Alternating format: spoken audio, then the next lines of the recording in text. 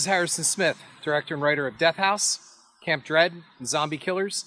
I also produced and wrote The Fields with Cloris Leachman and Tara Reid, and 6 Degrees of Hell. I started the Horror 101 list because I got a very bizarre tweet one time, somebody telling me that I should look at making a film version of the TV series Scream. So I made a Building Blocks 101 kind of list for horror.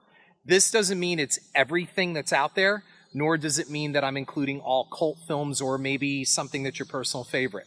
What I'm saying is these are the DNA, the building blocks of the genre that goes all the way back to the 1920s. I hope you like the list, and my thanks to the Dorkening for promoting it.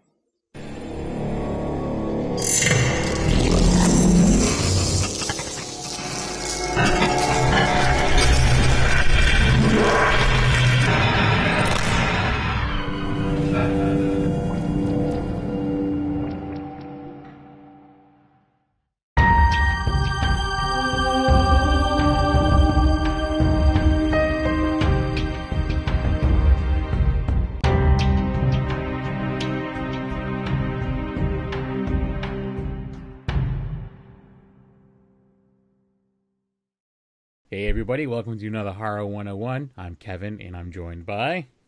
I'm the 13th Wolfman. And today we're talking about Return of the Living Dead from 1985.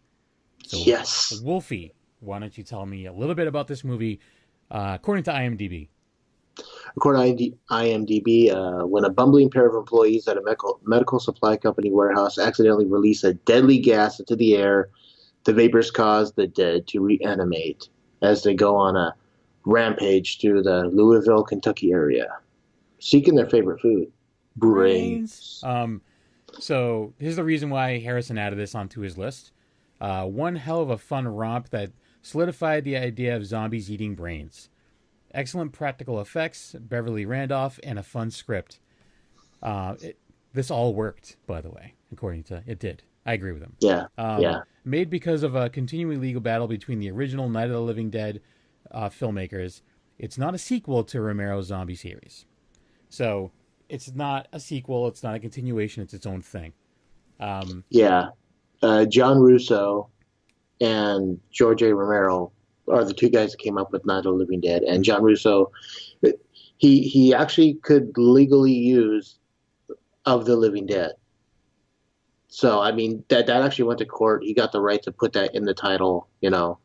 And yeah, it works. Like you said, this was a good movie. I mean, It's a fun movie to watch. And in this one, I want to say, I think I read it on IMDb, actually. There was like a whole process where there was like almost like a petition to get this released on DVD at one point, because it had never been released on DVD.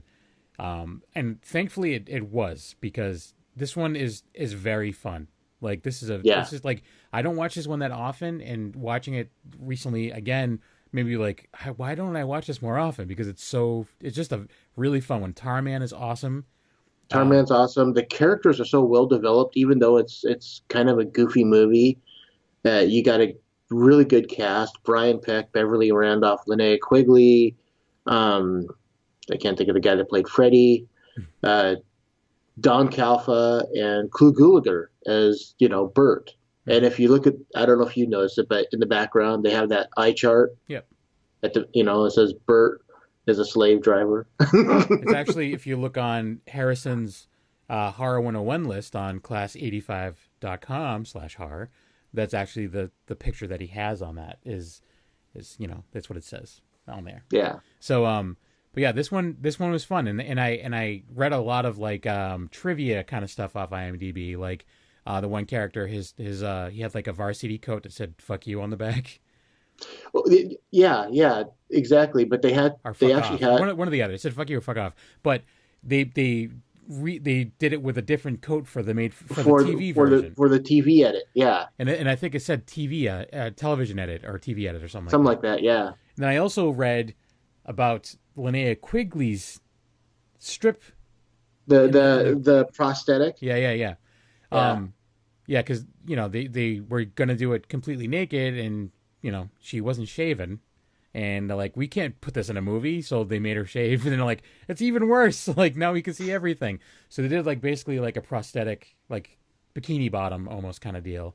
Basically, yeah. So Yeah. when she strips off the bottom parts of her shorts, it's basically latex Yeah. or a plastic layer or whatever, you know. Yeah. I mean, it's the Barbie Well, it edition. also said that there was issues every time she had to pee, so there are some scenes where it wasn't there. But Yeah, anyways, it's just like it's such a memorable thing in that movie. Like as a kid watching it, being like, "Oh my god!" And like Linnea is such a sweetheart in person. Like it's just so weird to connect her to it, you know.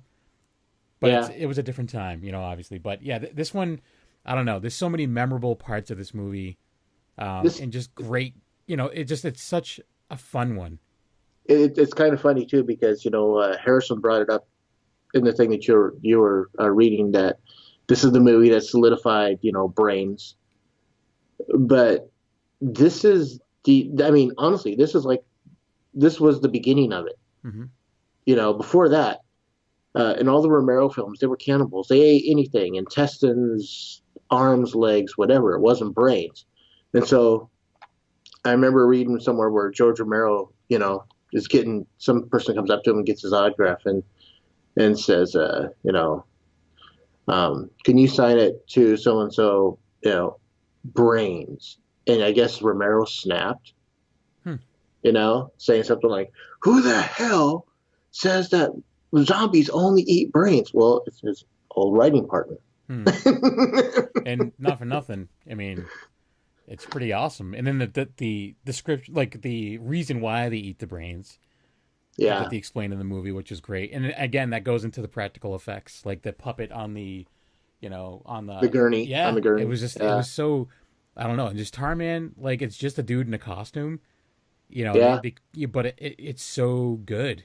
Like he's It so looks like so cool. yeah, like Yeah, I don't know. This one's just it's just really fun. it really. I saw. Actually, this is another one I saw in the theater when it came out. I mean, Jeez, you're you know, so old. No, just a little. yeah, Um, but you could say that. But again, I'm like, yeah, go ahead, call me old. I've seen all the cool movies in the theaters, that's though. true. That's true. Well, I think at the time I obviously was old enough to see this in the theater. Like um, technically I was, but legally I might not have been. well, Like I was going to the movies when I was 10, but yeah, I was too young you're. to get into this by myself, most likely. I think you're 8 years younger than me. I was I 10 when think this it's came out. It was 85. Well, that was the year I turned 10 was 85. okay. But anyways, So, so I was 17. yeah, you're old. So. Um so well, and it's really tough to pick out like a memorable scene or your favorite scene because there's so many really good ones. What would you say is one of your favorites in this? Well, we'll put the. I mean, everyone's favorite's going to be the strip with Well, Linnea. I mean, well, that that, that that's a I don't that's a want to say it's given. my favorite. I mean, it's definitely very memorable, and because I just don't want to be a pervert. But it's a great scene. But at the same time, too, there's so many other really cool parts of this movie. No, no, no. I was going to get to that. I was going to say everyone's going to say that that's their favorite scene, but there are a lot of other great ones. I like when Freddy gets his eyes melted, Hmm. and then next thing you know, he's stumbling around like a blind Frankenstein monster. Yeah, It's just so funny, and the way they made his eyes look, it looks cool. Uh, um, the barking half dog. yeah. That was cool. That was The cool. first time it looks going back to the practical effects, it just looks so cool. It's like all of a sudden the butterflies are all alive on the board, and it just everything. I mean, Don Calfa uh, as the mortician is just Oh hilarious. yeah. You know, he's like one step away from being a Nazi. I don't. It's not even a full step either. It's like he's like his foot's already up and he's going. Um, Yeah, for me, and it's again, it's going back to Tarman. It's the oh first man, time you see him out of, out of the actual container. But then even still, the whole part where they're seeing the container and it cracks and whatever. I'm like that, like just the look, like in the, I don't know. It just was really good. And the opening credit scene where the gas busts loose, and then they just focus on the face of the body inside there, and then they start running the credits. Yep. That was really cool for the time. Yeah. Because you just kind of see the body melting away and whatnot, and uh, the scene where they come out and to the ambulance. Was it the ambulance? But they're like, send more brains. Yeah. And then another like, yeah, send more security or send more Yeah, EMTs. send more. Yeah, then there's another one. He's just like, send more police, and like they did it a few times in the movie, which I thought was awesome because it's kind of funny too. Like it's not like a serious movie by any means. Yeah, it's definitely tongue in cheek, and I mean it. I'm usually I I like horror with a little bit. I mean, comedy. I really like straight horror Mm-hmm. more. Your Friday the 13th, Texas Chainsaw, Exorcist type stuff. But every now and then there's that one that slips through that it's like, well, as if this was a straight horror film, this would be freaking awesome. But it works as a comedy, Yeah. and that's Return of the Living Dead. I Yeah. just love it. So what would you give this as far as a rating goes? This is a favorite, so this is like 9.5. Nine. I Yeah. give it a 9. I'm Yeah. giving it a 9.5. It's Okay. one that every time I watch it, I'm like, why do I hesitate to watch this so much? Like, this should be a regular thing for me. But I mean, and it's one I don't own either. I've owned it in the past. I just don't own it right now. This was actually one of my first 5 Blu-rays I ever bought. Wow. But yeah, again, it's just a really fun one. It's totally 80s. Yes. It's extremely 80s, and it's very fun, very memorable. A lot of really cool, quotable, memorable stuff in this movie. So, I don't. And something we haven't touched down on is the soundtrack to this movie. Hmm, The music is just, I mean, it's a great soundtrack alone, just by itself. yeah, You know. and it's also very 80s. Yeah. Yeah. So I guess that's it, right? Yeah. All right. So where can people find you? You can find me on YouTube, The 13th Wolfman, Twitter at The 13th Wolfman, Tumblr, 13th Wolfman The Prowl, and every Sunday and Tuesday on The Dorkening.